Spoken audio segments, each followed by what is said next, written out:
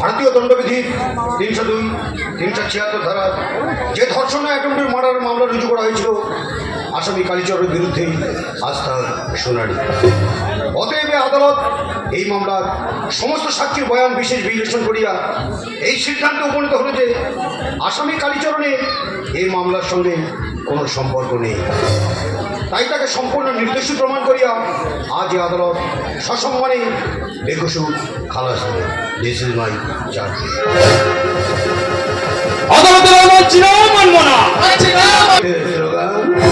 যত বড় চিৎকার থেমে গেছে সে বিচার, নীরবে নিভৃতে কাঁদে আজ বিচারের মনে।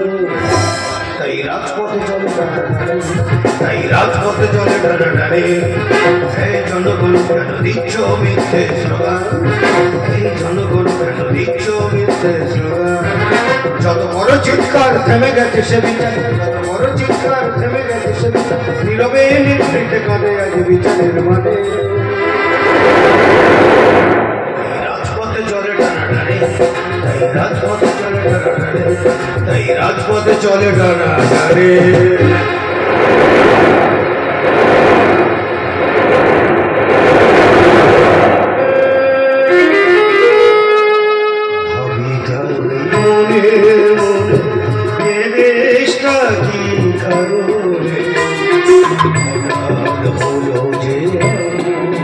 শুধু ধর্ষণ, শুধু ধর্ষণ, শুধু ধর্ষণ।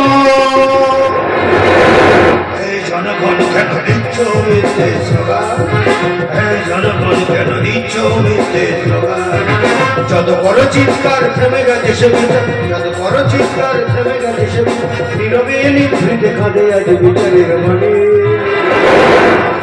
রাজপথে চলে টানাটানি, তাই রাজপথে চলে টানাটানি, তাই রাজপথে চলে টানাটানি।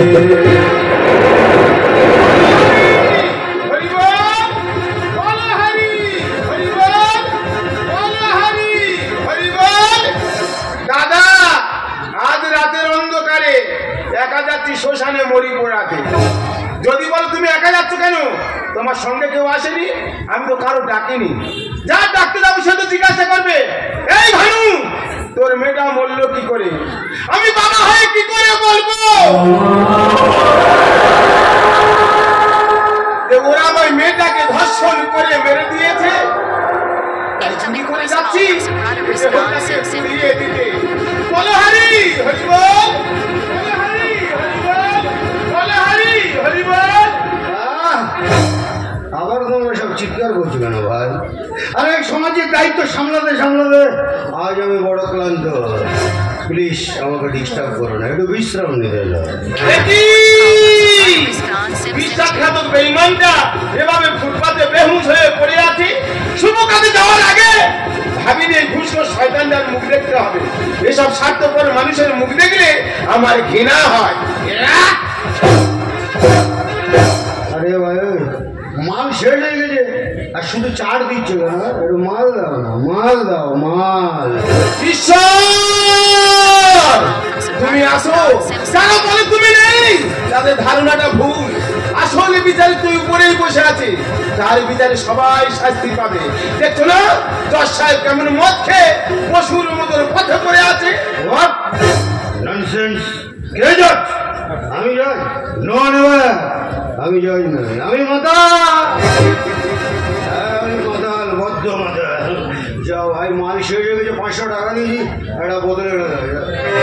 সত্য বাবু, তুমি যদি মদ খাবে আমি আদালতের কালো পোশাক পরে সত্যকে মিথ্যা, মিথ্যাকে সত্য সাজিয়ে বিচার করবে কে?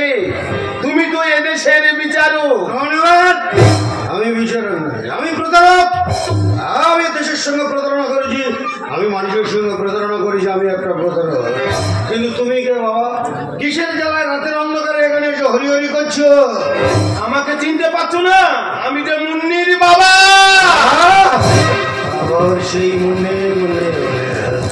হ্যাঁ, সব মনে করি। আমি জজ, আমি বিচারক। আজ আমি মুন্নির বিচার করেছি, শুধু বিচার করিনি, জীবনের শেষ বিচারটা করে এসেছে। এই শোনো, তোমার মেয়ে মন্দির বিচার করার সময় আমি যে কালো পোশাকটা পরেছিলাম না, সেটাকে আমি চিরদিনের জন্য আমার ইচ্ছা মারে গুছিয়ে রেখে এসেছি।